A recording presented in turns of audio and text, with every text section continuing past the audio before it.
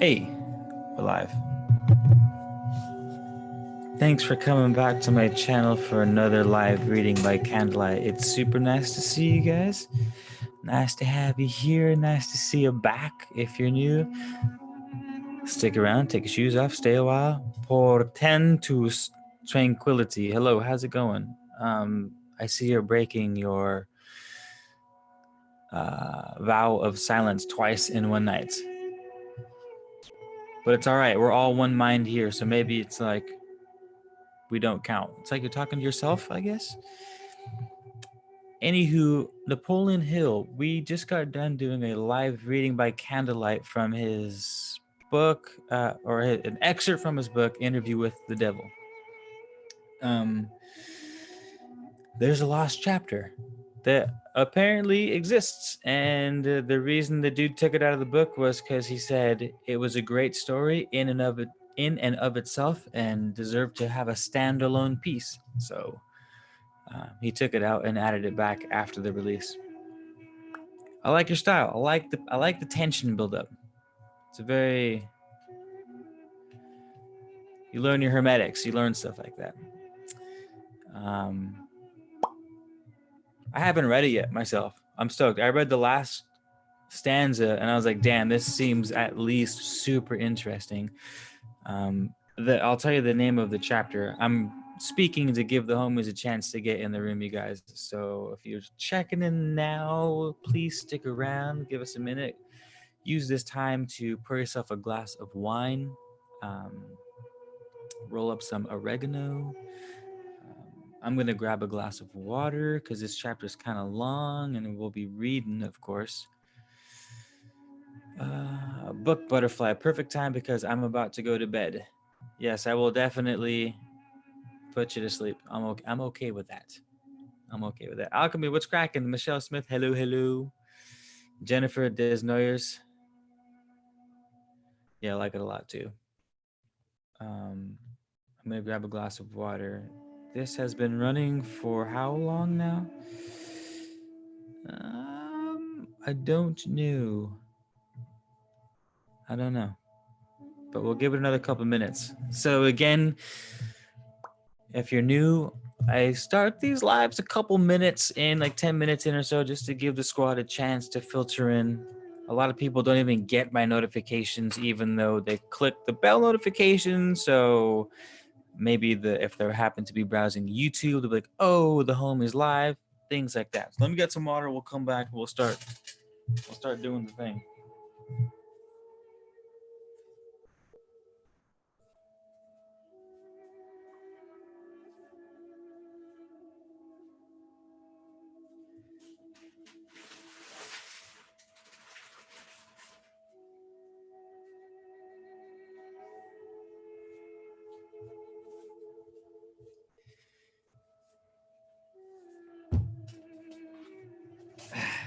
We got the good water this time.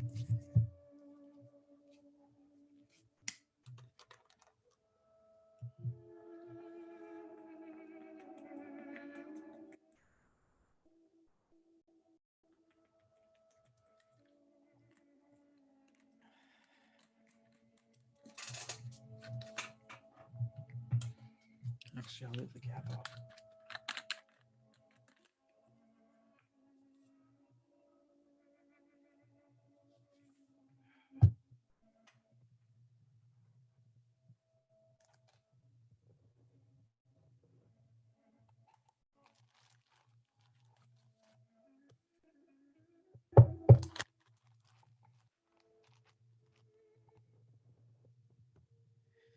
Cool, we are almost there. Hey, Agent Smith, hitting with the nice. Thanks for the links. We have Patreons, we have Cash Apps, we have an Etsy shop where I sell the candles that you see in the video. Allow me a few moments of shameless self promo. Yeah, or just hang out. Your presence is, trust me, far more important than your monetary contributions. I assure you that. So thank you.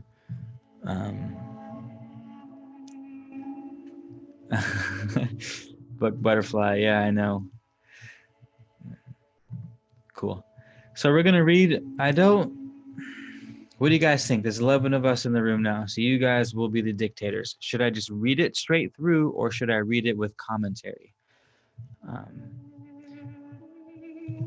Just know that if it's commentary, it would take a little longer to go through the video. Were you watching in there? Oh, I stopped it, but I can start it when I walk out, if that's cool. What's that? It's super loud, yeah.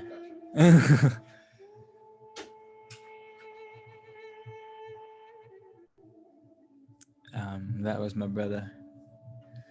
We're sharing the garage as workspace and laundry space. So we're coming at you live from Casa de la Garcia,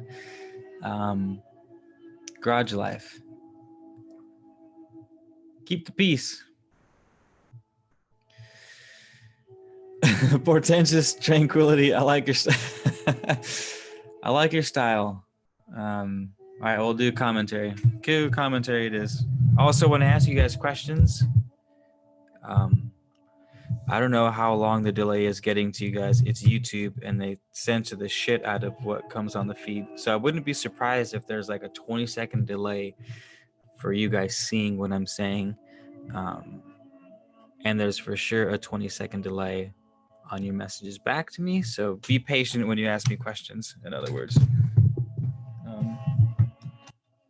I need a sock for this microphone. And then we'll begin, you guys. We will be beginning shortly.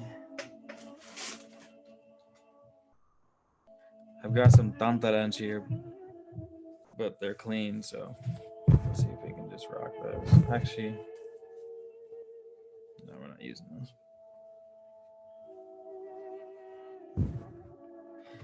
All right, that's better. Elizabeth is here for the secret book found in the backyard. Well, you found yourself at the right place, Elizabeth John. Should we light some more candles too? I wish I could show you guys what my desk looks like. It looks incredible. Actually, I'll show you guys right now. If you follow me on Instagram, go check out the Instagram story, because you'll see my desk right now, and it's fucking phenomenal. What up, Instagram fan? We're live on YouTube right now, doing live readings by Candlelight. Tonight we're reading Napoleon Hill, and we are actually live right now. So go do you guys yourselves a favor and come watch the live. We're starting in like a minute or so.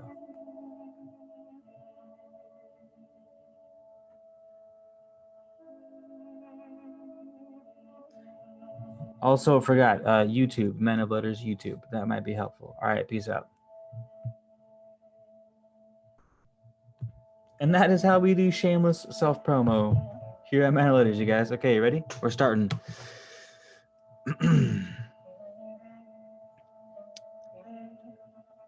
We are starting. Where is she? Okay, ladies and gents, welcome to the one, the only Man of Letters readings by Candlelight. Tonight's reading will be the secret book. What is it officially? The secret chapter of Napoleon Hill's Outwitting the Devil, where Napoleon Hill has conversations with the man himself, the devil, asks the devil, how is it that you capture humans? How do you capture souls? How do you lead man astray? And so these questions he asked the devil. The devil,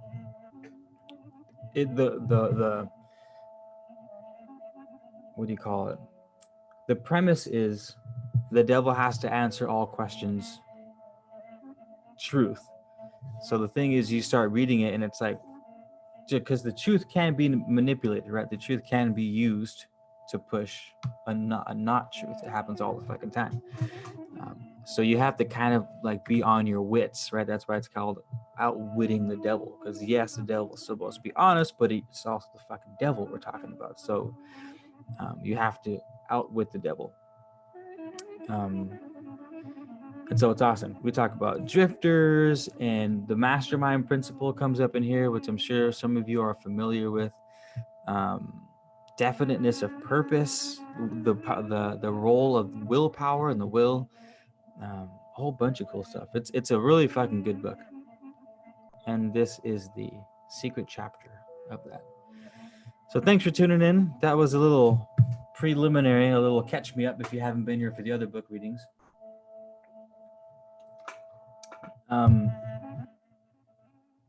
It's good. No.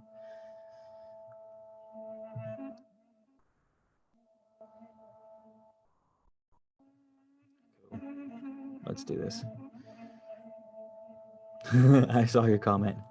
Who disliked the video? I know, that's hella funny. They're like, fuck this guy in his live readings. It's hilarious. All right, here we go, you guys. We're starting.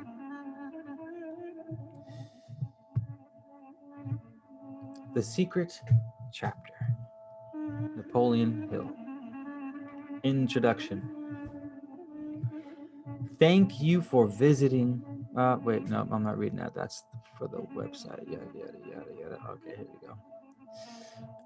I was honored to be asked to edit and annotate Napoleon Hill's manuscript. In doing so, this secret chapter was taken out of the final book because it was a story in its own right that validates Hill's philosophy on the power of his mastermind principle.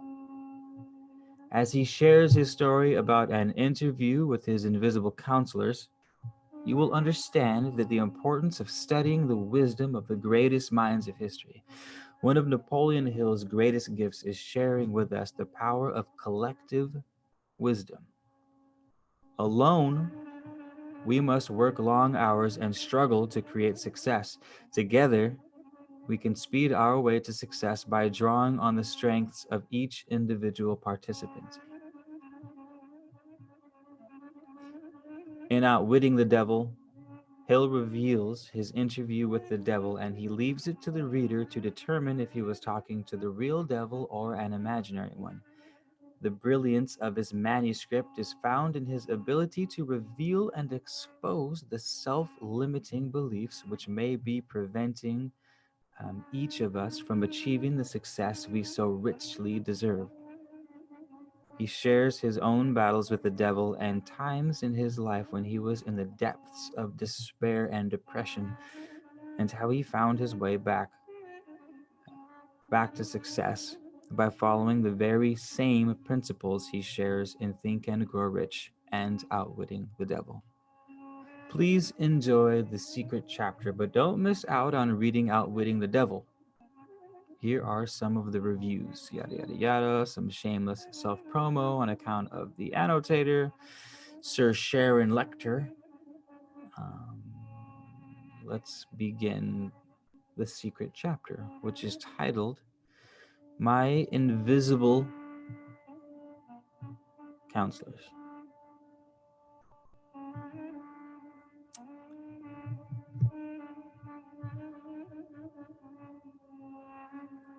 The author has for many years followed the habit of taking personal inventory of himself once a year,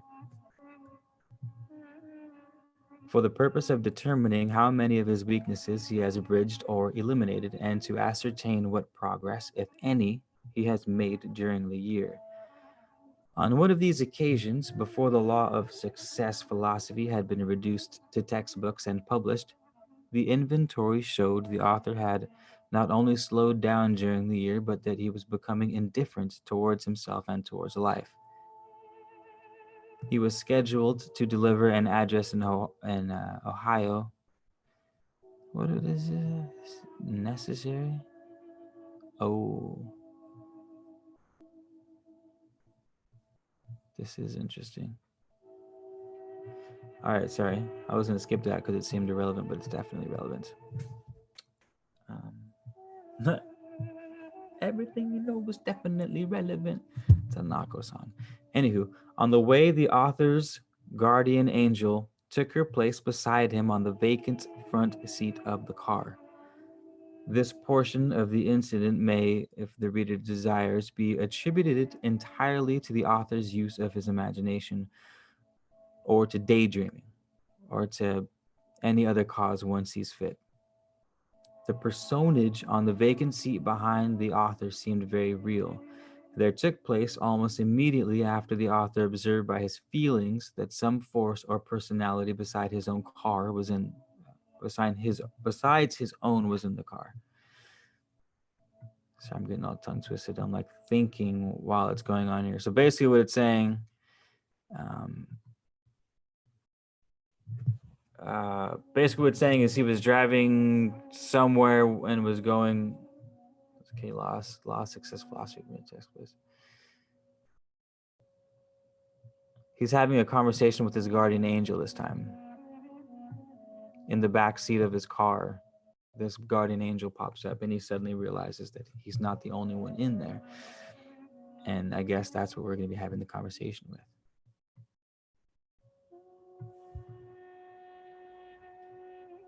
Hold on, you guys.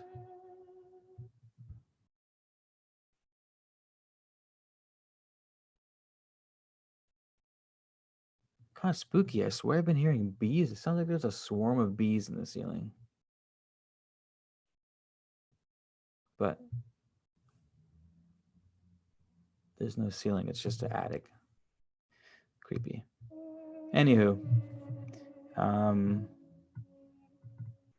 maybe we should do some scary stories next time. Next live reading by Candlelight, we'll do some scary stories. How do you guys feel about that?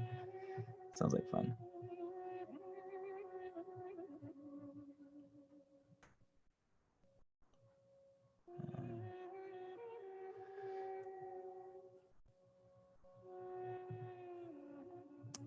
Here we go. So,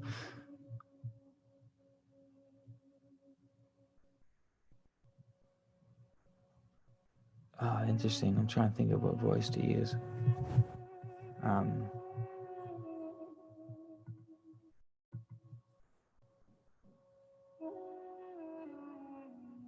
I'll use the copper voice. All right. So the Guardian's voice will be the copper voice, and the author will be Napoleon Hill. So, sorry, I had to get that straight. Voice speaking to me from within. You have wasted more of your time in the past than you've used constructively. How long are you going to continue this waste? The author. Yes, I know I have wasted too much time. What has been the cause of this waste, and how can I make amends for it in the future? The time you have wasted in the main has been the time you have devoted to thinking and indulging too freely in physical pleasures. You should make amends for this waste by transmuting this vital energy into a service to others through the law of success philosophy. Ooh, it's already getting good. Do I understand that my thoughts in the future should be devoted entirely to serving others through the law of success? Not at all. But you should divert the major portion of your thoughts to the purpose suggested. If you fail to do so, you will bring misery to yourself and deprive others of knowledge which you should impart to them through the law of success. I haven't the money with which to publish the law of success philosophy. That is no excuse. You may have all the money you need for this and for every other purpose, provided you are willing to accept advice and follow it. I am willing to accept advice and I will follow it. Give me instructions and I will follow them to the letter. Very well. Your willingness to follow instructions is all that you need for the present. Are you ready to receive your instructions? I am ready. You will find it difficult at first to follow your instructions because you will have to change completely your habits. The reward which awaits you if you follow instructions faithfully, however, is worth all the effort you will devote to the task. Here are your instructions. I should have switched the voices around. Anywho. First, in the future, you shall devote as much time and effort to serving others through the law of success philosophy as you have devoted in the past to indulgence in personal pleasures. Second, proceed at once to the task of writing the law of success philosophy. When the manuscripts have been completed, you will receive further instructions for their publication. Third, upon publication of the Law of Success philosophy, you will receive instructions for writing of other books. Carry out those instructions as soon as you receive them. Fourth, the compensation for carrying out these and other instructions will be given to you in the future. You may have your choice of any 3 things you wish. Interesting. Do you mean that I may really have any 3 things I choose in return for carrying out these instructions? Yes, any 3 things you choose. With whom am I dealing? With whom am I dealing? Who will be responsible to me for the compensation I've been promised after I carry out the instructions? You are dealing with infinite intelligence. I am the individual entity designated by infinite intelligence to bargain with you for your services, so you may proceed with your instructions with faith that you will receive your reward. I shall now give you the power to compensate yourself as soon as you earn your reward. Very well. I shall choose 1, wisdom through an understanding heart that will help me to relate myself to others in a spirit of harmony. Interesting wish. 2, health in both body and mind. And 3, wealth in such amounts as I may need.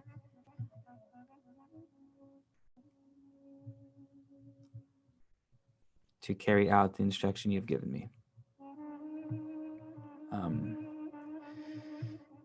I haven't done too much commentary yet. We haven't struck on too much gold, but if you guys are doing notes or at least taking mental notes, which you should at least be taking mental notes, if any notes,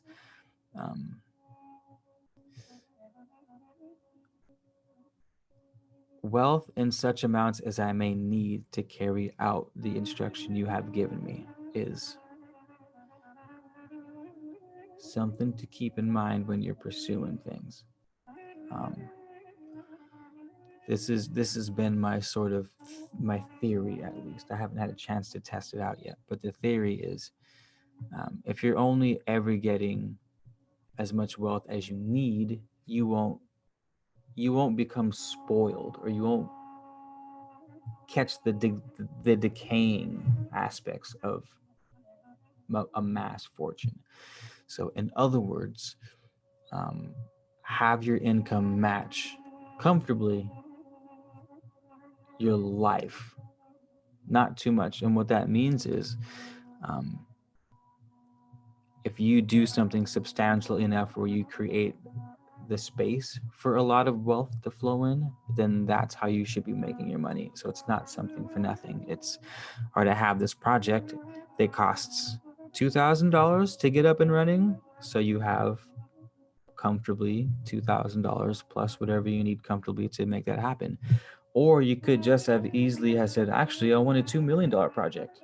And as soon as you take actions to go towards that $2 million project, you are met seamlessly with that exact amount of money and a little extra, because comfortably, to provide for you comfortably.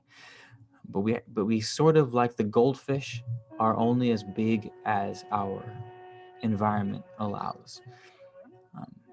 I know a lot of people don't like to believe that they are under an influence of their environment, and they believe it's all me. It doesn't matter what's in the external. To a certain degree, it absolutely matters what's happening in the external, because as above, so below, as below, so above. Let those with eyes and ears. Where were we? Yeah, we'll just keep going then. It's late. I ramble when the candles go on, you guys. I ramble a lot, so you're gonna have to stop me if I get carried away.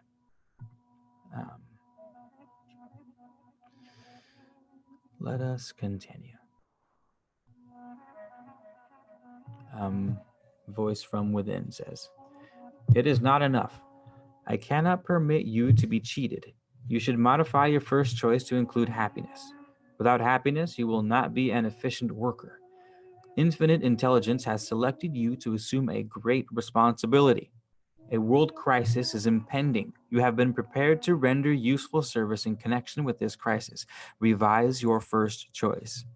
Interesting.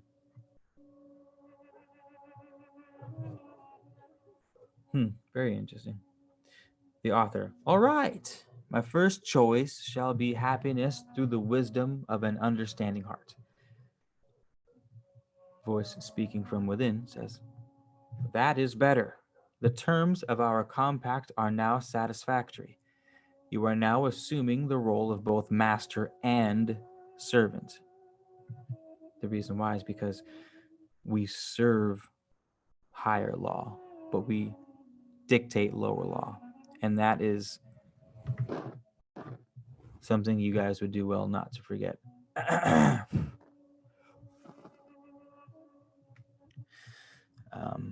Okay. Yada, yada, yada, yada, yada, yada. So, happiness comes only from rendering useful service to others. I skipped something, my bad. He says, "That is better. The terms of our contract are now satisfactory. You are now assuming the role of both master and servant. Your wages shall be paid as fast as the service is rendered. I shall explain the method by which you shall be paid, so that you will know you can neither collect without earning your pay, nor be cheated out of your reward after earning it. Happiness comes only from rendering useful service to others. You shall receive this portion of your reward as fast as you can earn it. The wisdom of an understanding heart comes through intense desire for it. Take this portion of your reward as rapidly as you wish. Health of body and mind comes through positive thought. Keep your mind free from negative thoughts and claim this portion of your reward as fast as you can earn it. Wealth of this sort, which will permit happiness, comes by rendering useful service to others. Through the law of success, you may render such service.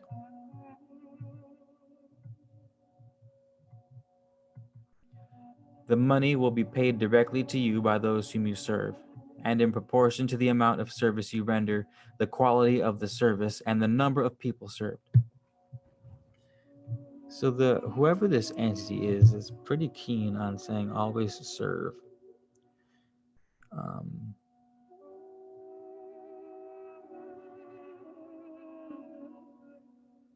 And you guys know how I feel about absolutes. I hate absolutes. I hate when anyone says something has to be the same exact way every single time, because nothing in the universe exists as it is every single time. There's just fucking consciousness bouncing from experience to experience, darting off the infiniteness of the universe. So to say,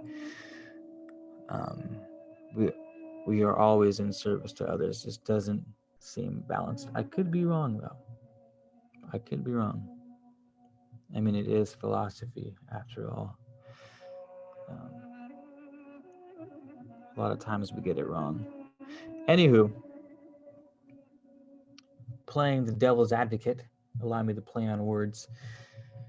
What if the devil in this case, or this entity in this case, is sort of being dishonest?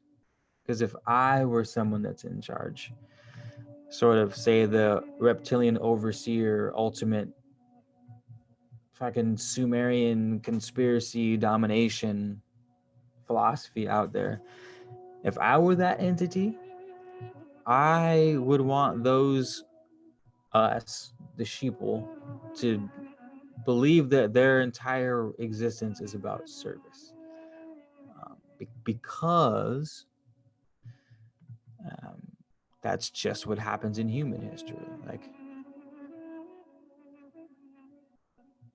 if you see the history of the human planet, this the slaves tend to be brainwashed from an early age that is what they're there for. Like, oh, you and the slave. Like, there's tons of stories. No, I'm not just talking African slaves. I'm talking about fucking the original slaves throughout history in the Roman Empire. And fucking Greece used to enslave the fuck out of each other. Africans were fucking out there enslaving the fuck out of each other, and back in ancient Mali and shit. But what we see throughout history is the class of people that exists as the slave only functions well when they believe they should be there. So the whole point is to get them to think that they don't deserve to lead, that they should be servants their whole lives. And this shit works because humans are very easily programmable. Thankfully, they are that way because that means you can easily program yourself with the right proper knowledge. But it also means that you can easily be taken over or become a drifter, as Napoleon Hill says. But yeah, that was another ramble, wasn't it? We'll get back to it. Health of body mind comes to keep your wealth of this sort. Yeah. So I'm not saying that's what's happening here. I'm just saying, hey, if we're going to fucking question everything, then we're going to question everything. Not just what we think is the bad guy, and just what we and believe everything that the good guy says, because we assume the good guy says good things, right? And of course, what we believe in is good, otherwise we wouldn't be believing in it. So we believe everything that has to be, or we believe everything that's heavily related to the thing we believe in, which is the fucking exact thing I'm talking about. Get someone to believe from a young age that they are who they are, and to accept that is powerful. Hypnotic rhythm. Remember, we're talking about hypnotic rhythm, you guys. So me throwing the wrench in is saying, hey, what if I'm actually not supposed to serve all the fucking time? Like, all right, cool. At least half the time I should serve. But the other half, is there ever an occasion where I'm doing too much serving and I'm not living for myself or not making my own decisions? Because that's what service is. To serve someone means you do what they ask all the time. Or at least while you're a servant, you do what you're told all the time. But if we're told to be servants all the time, that means we're only being told what to do all the time, and that seems to be awfully one-sided. Back to my point in the beginning, I don't like ultimatums. I don't like when people say things are as they should be all the time, because if I can think of at least one or two examples where it's sometimes not good, then I'm sure there are fucking hundreds of other reasons that I'm not thinking of that still fit the bill, as they say. Curious, what do you guys think? That's actually a very important thing to touch on, because I've never said that thought out loud. I've had that thought, but I've never said that thought out loud before. It seems like at least a valid question in my book.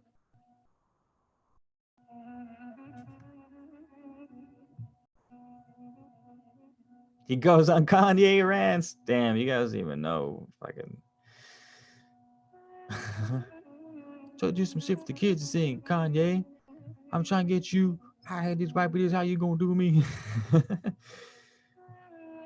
All right, I realize that when I ask you guys questions, you're not answering for like fucking 60 seconds plus later. So I guess we can just keep going for now and I'll come back to your answers. He says, wealth of this sort, which will permit happiness, comes by rendering useful service to others. I read that part already. Infinite intelligence has very wisely made you your own supervisor, your own employer, your own servant. Oh, all right. And your own paymaster. The compact is now in force. The extent to which it is carried out is limited only by you. This is irrevocable. This is irrevocable except by your own default. My visitor departed, leaving behind a feeling of aloneness. similar to that which one might have felt if a fellow traveler had opened the door of the car and stepped out. The experience was uncanny. I had never had such an experience before. For a time, I was not sure what had happened. Many thoughts ran through my mind. The first was that I had been daydreaming. Another was that I had been overworking my imagination. Subsequent events proved both thoughts, however, to be wrong. Everybody look up the word tulpa if you get a chance. Briefly, the following took place. After that experience on the 26th of October, 1923, which was his birthday. All spooks right there by Halloween. Well played, good sir. Okay, so this is the first thing that makes him think that it wasn't just his imagination, is what he's saying.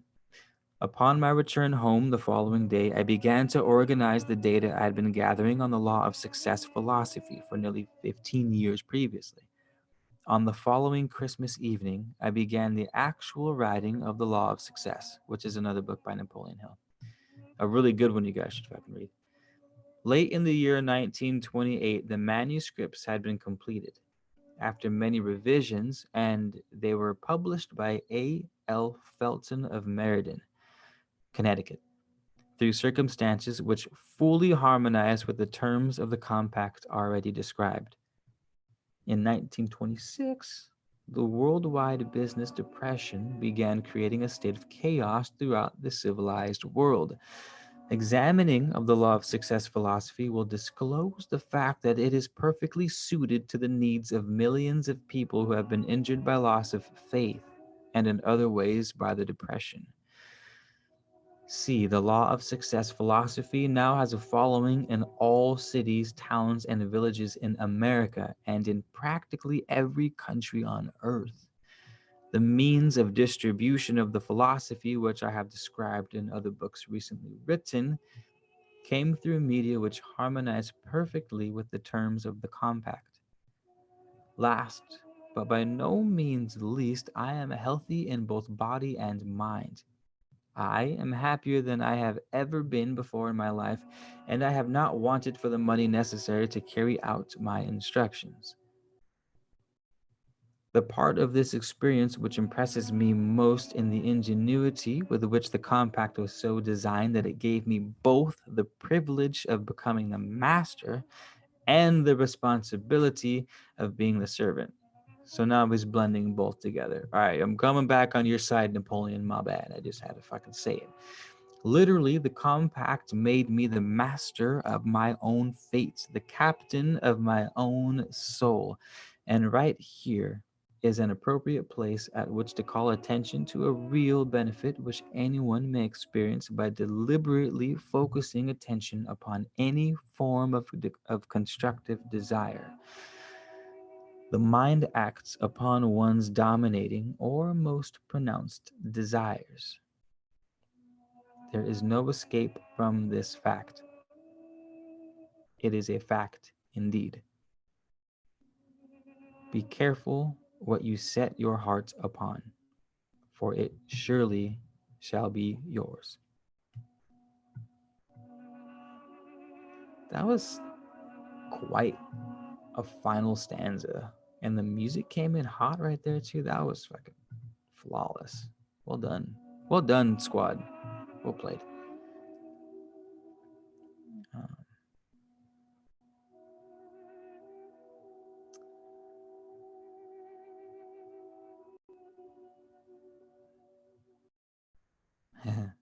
okay, here we go. Question: did they speak from the grave? While I was passing through the age of hero worship, I found myself trying to imitate those whom I most admired. Moreover, I discovered that the element of faith with which I endeavored to imitate my idols gave me great capacity to do so quite successfully.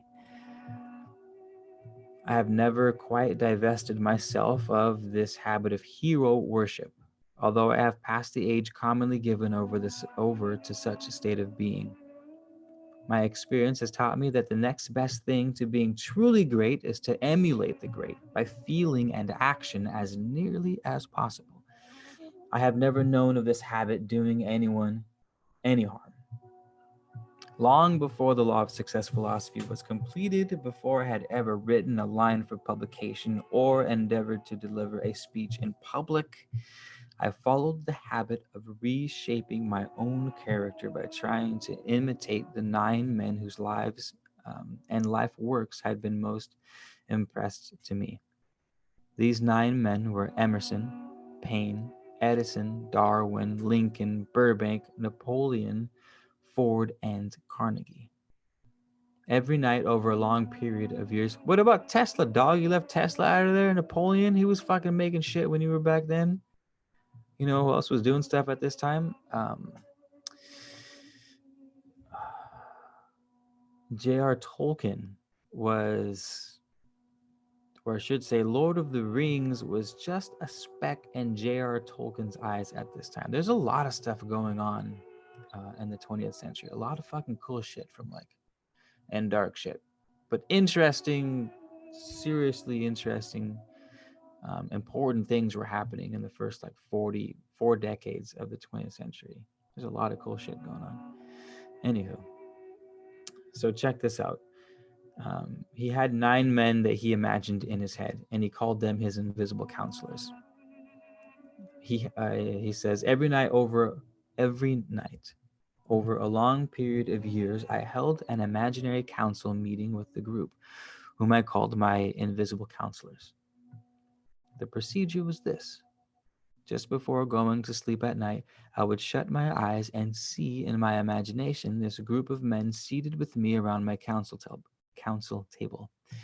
Here I had not only an opportunity to sit amongst those whom I considered to be great, but I actually dominated the group by serving as the chairman and leader.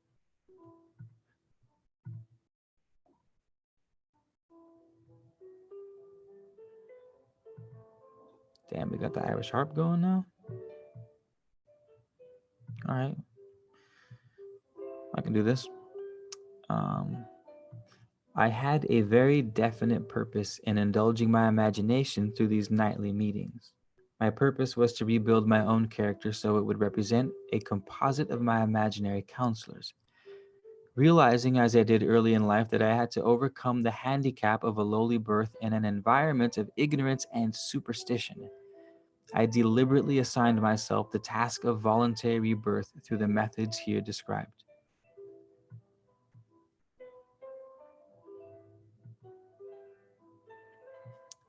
This one's called Rebuilding Character Through Autosuggestion.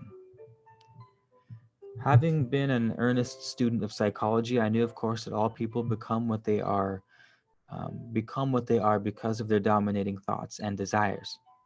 I knew that every deeply seated desire may be transmuted into its physical counterpart. I knew that self-suggestion was a powerful factor in the building of character, that it was in fact the sole principle through which character is built. With this knowledge of the principle of mind operation, I was fairly well armed with the equipment needed in rebuilding my character. In these imaginary counselor meetings, I called on my cabinet members for the knowledge and the traits of character I wished each to contribute, addressing myself to each member in audible words as follows. To Mr. Emerson, I desire to acquire from you the marvelous understanding of nature which distinguished your life. This is a brilliant exercise we're about to be going over right here, you guys. Oh man, write this one down for sure. Remember this, please. So where we're at basically in the book, if you've been dozing off or something,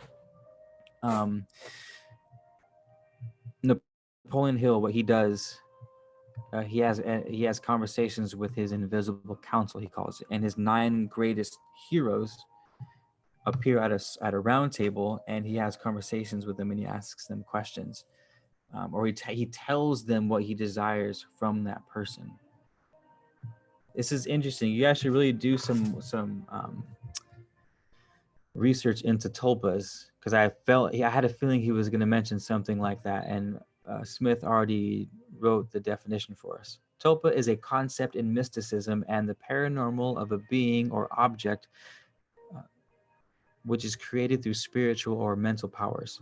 So, long story short, or maybe short story long, I don't know. The idea of a tulpa is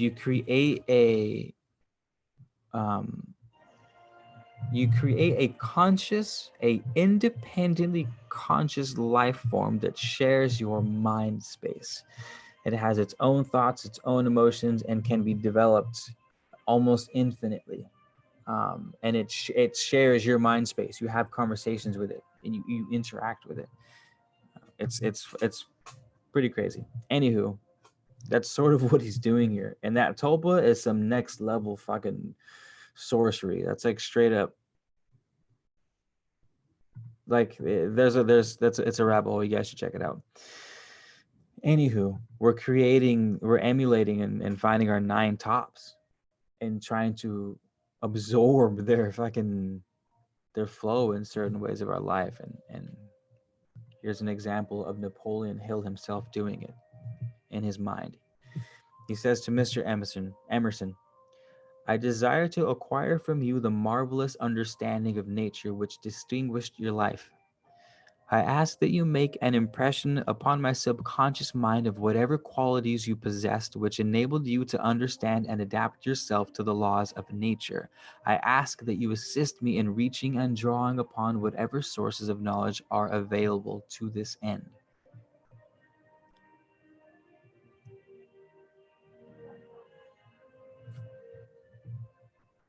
To Mr. Burbank, I request that you pass on to me the knowledge of which enabled you to so harmonize the laws of nature that you caused the cactus to shed its thorns and become an edible fruit.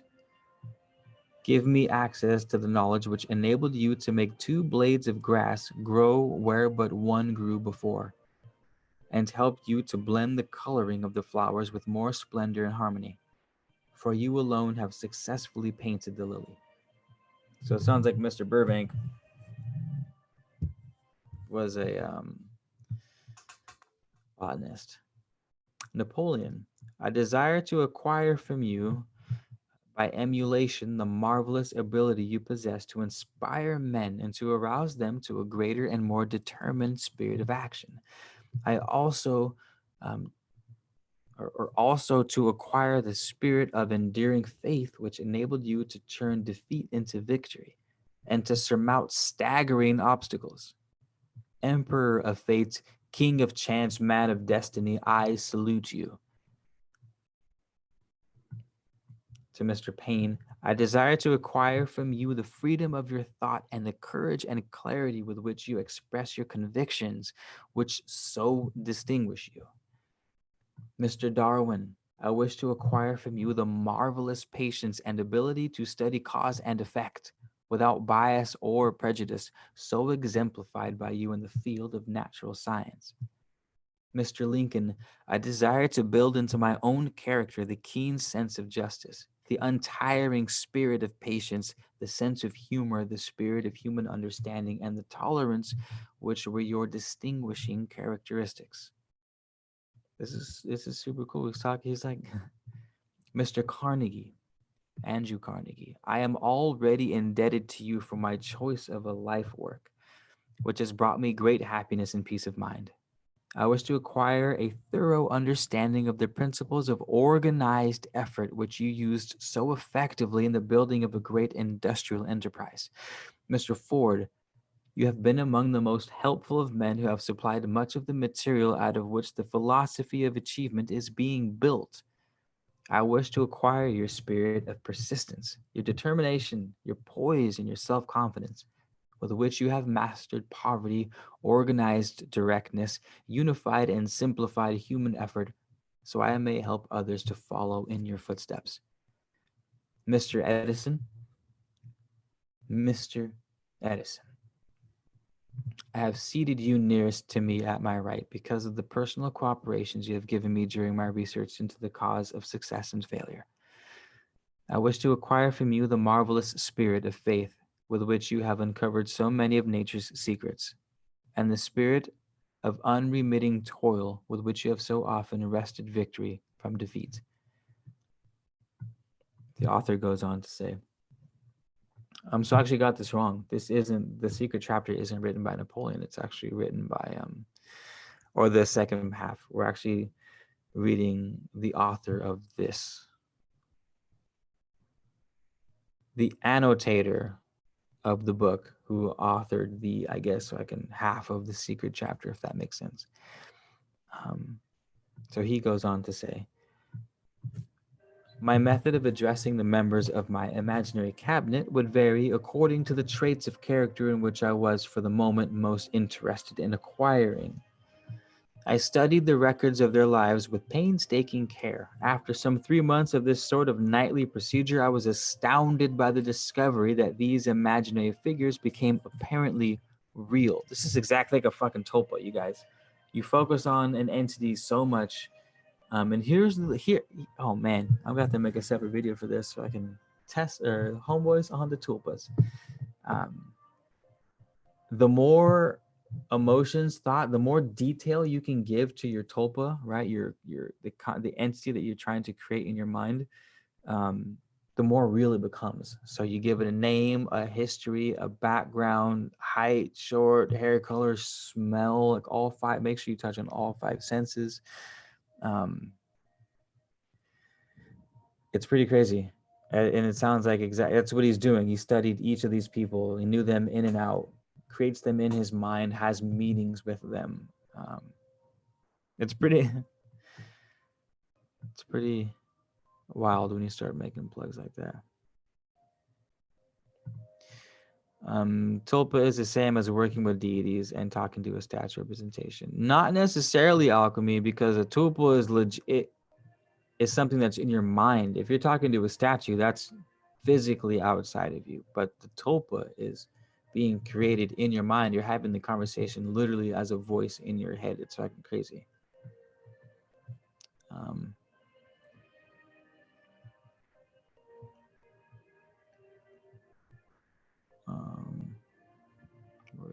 All right, cool.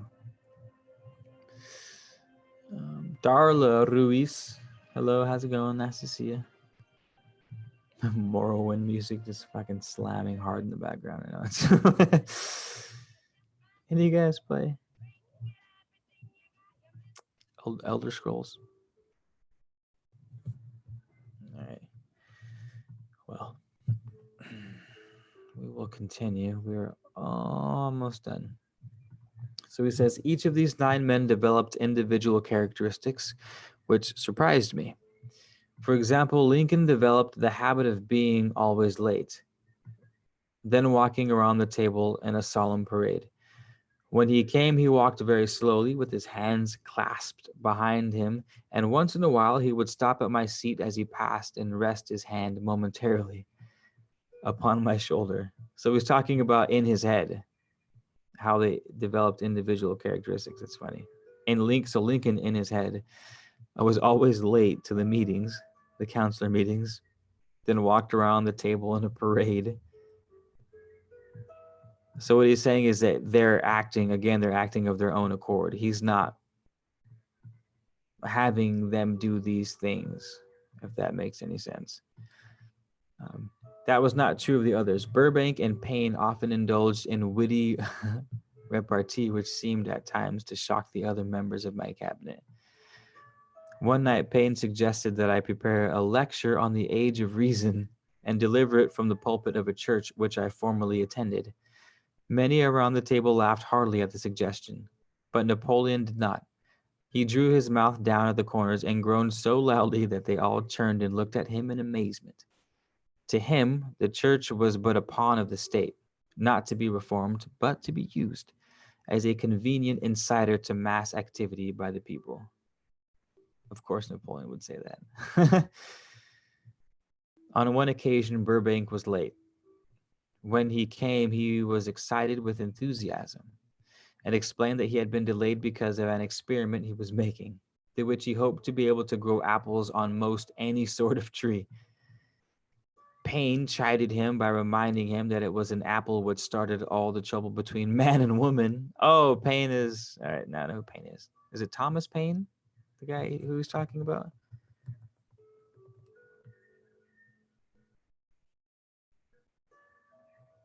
Yeah, Thomas Paine.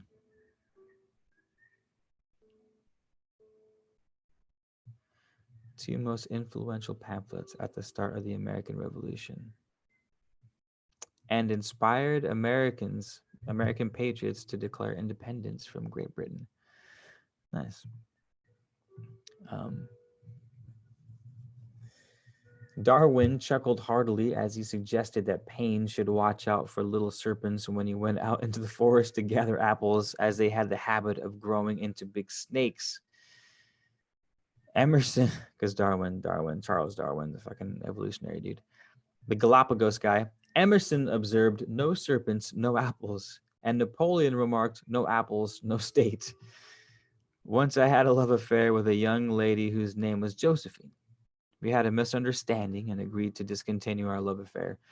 That evening at the meeting, Napoleon smiled as he reminded me that he too had given up a cherished possession whose name was Josephine, and admonished me to reestablish myself in the young lady's good graces. I did not follow the advice. Sorry if you see me laughing. It's just silly that this dude's got fucking all these bangers in his head and they're fucking having conversations. It's like something out of fucking Harry Potter.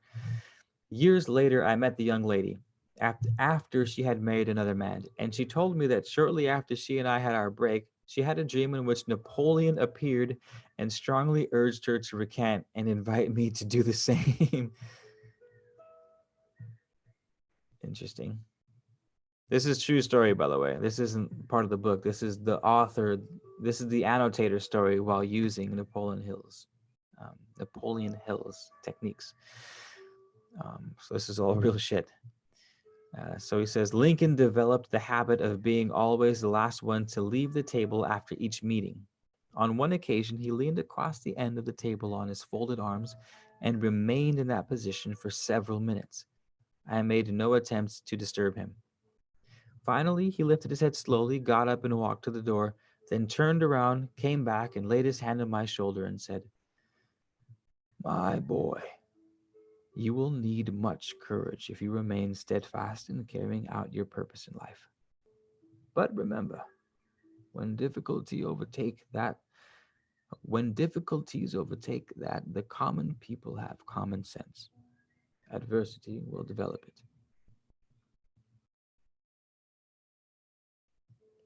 One evening, Edison arrived ahead of all the others.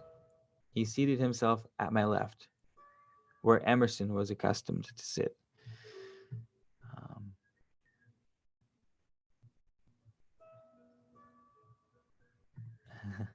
Edison. This is Edison speaking. You are destined to witness the discovery of the secret of life. When the time comes, you will observe that life consists of great swarms of energy, or entities, each as intelligent as human beings believe themselves to be.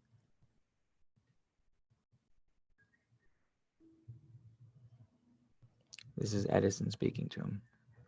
When the time comes, you will observe that life consists of great swarms of energy or entities, each as intelligent as human beings believe themselves to be. These units of life group themselves together like hives of bees and remain together until they disintegrate through lack of harmony. These units have differences of opinions, just as do human beings, and often they fight amongst themselves. These meetings, which you are conducting, will be very helpful to you.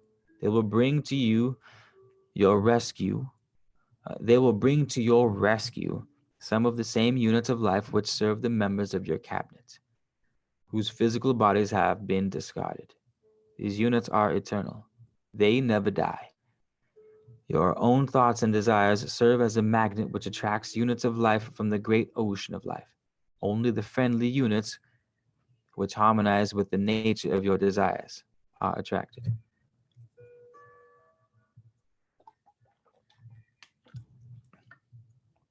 So now we're reading a conversation of a imaginary council member of the author of this book.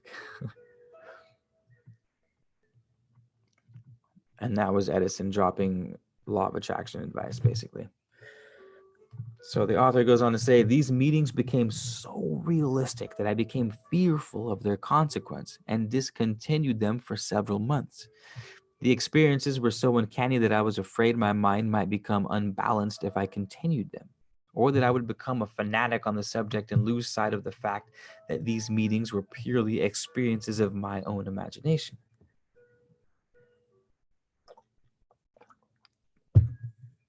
Some 6 months after I had discontinued the practice, I was awakened one night, or thought I was, when I saw Lincoln standing at my bedside. He said, "The world will soon need your services. It is about to undergo a period of chaos which will cause men and women to lose faith and become panic-stricken. Go ahead with your work and complete your philosophy. That is your mission in life. If you neglect it for any cause whatsoever, you will be reduced to a primal state and be compelled to retrace the cycles through which you have passed during thousands of years."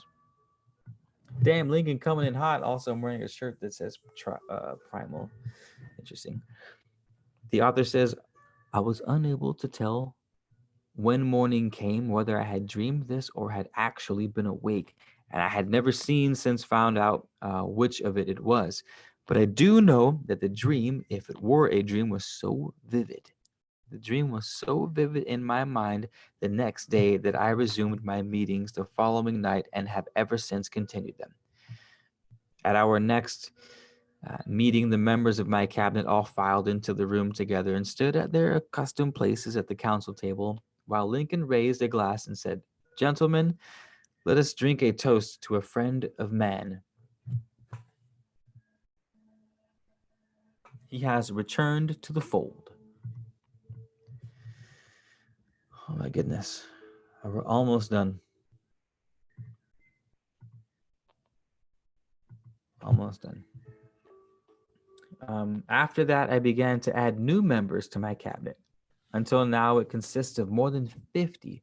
Among them, Galileo, Copernicus, Aristotle, Plato, Socrates, Homer, Voltaire, Bruno, Spinoza, Drummond, Kant, Schopenhauer, Newton, Confucius, Albert Hubble, Brand, Ingersoll, Wilson, and William James. This is the first time that I have had the courage to mention this chapter of my life. Heretofore, I have remained quiet on the subject because I knew from my own attitude in connection with such matters that I would be branded as a pious fraud if I described my unusual experiences.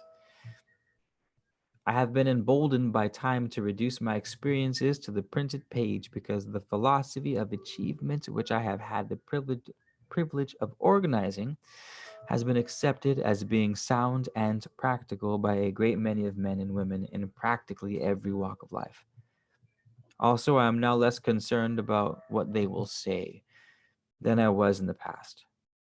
One of the blessings of maturity is that it sometimes brings one greater courage to be truthful, regardless of what those who do not understand may think or say.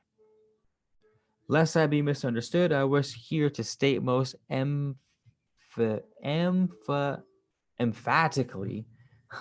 wow, Hagrid, that.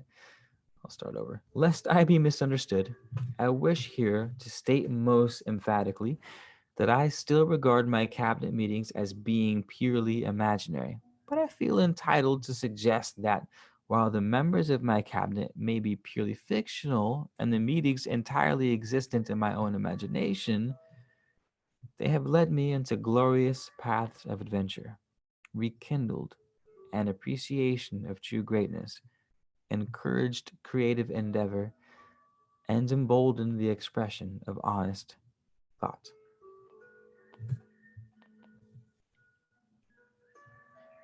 End.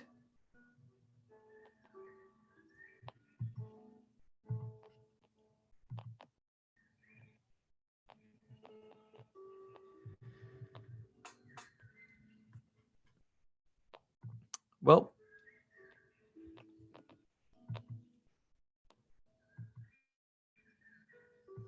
It's weird. It's like my computer charger can't keep up with the power pool.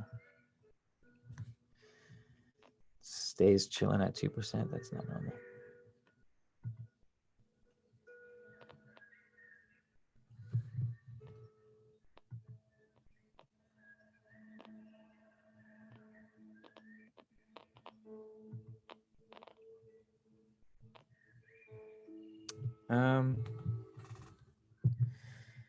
All right, y'all. Oh man, thanks for the Cash App. Sharon Martin. Tulpa, for the Tulpa experience to share. I just got a Cash App from one of the squad. Thank you, Sharon Martin. I don't know if you're still out there. Did I say your name right? Sharon Martin, yeah.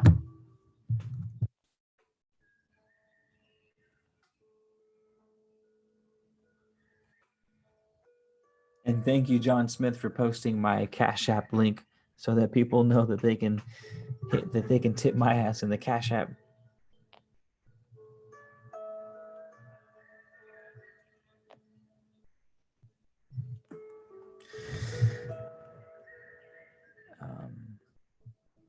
Going back to you guys' comments now. Salavi, I think services. Says I think service is necessary in this time. Hunter gathering doesn't work anymore. Too many people in the U.S. to live off the land. You would need to serve the plants and animals you eat. Yeah, well said. Agree 100.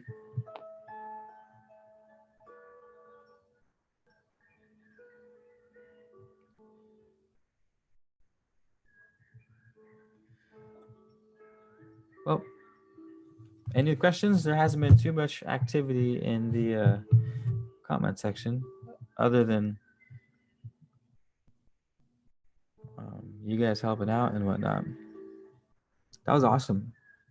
10:43. That was good. I really enjoyed that. Tulpa came up. Actually, Salavi, weren't we talking about Supernatural? In Supernatural, one of the episodes they talk about a tulpa. And I was like, for whatever reason, it stood out. And I was like, I'm going to research that. And I researched it and learned about what a tulpa was. And thought this is the fucking coolest thing. I didn't try to make one, but no, I just thought that was cool. And here it is talking about this dude made 50 of them. And he was conversing with fucking anything. I would imagine it would work for imaginary. I guess they're all imaginary, but like Gandalf, you can make Gandalf be part of your Tulpa squad, your fucking council. I don't know, who else could you get? Like an old Aztec fucking shaman or something gangster like that. Or a cheetah. You could create a fucking cheetah tulpa in your head that didn't talk, but it just like rubbed up on you and purred all the time, and that's how you got the vibes, was through purr, and you downloaded the frequencies, and then you mobbed around like a fucking cheetah. Possibilities, y'all, are endless. Possibilities are endless.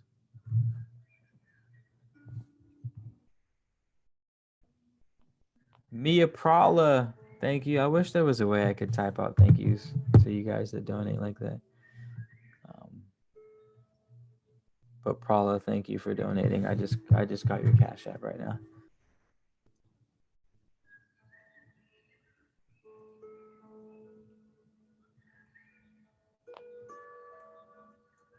Question: are you seeing dragons and dolphins more now? Anything coming up in that way? Not really. Not necessarily. Not necessarily. I mean, I've always taken a liking to dragons because I was born in the year of the dragon. As far as the Chinese zodiac, so I'm super down for the dragon cause. My dad got me a dragon book when I was a kid, and it's a really fucking physically appealing book. It's got everything. no expense was spared in the creation of this dragon book. And it was a kid once that was like,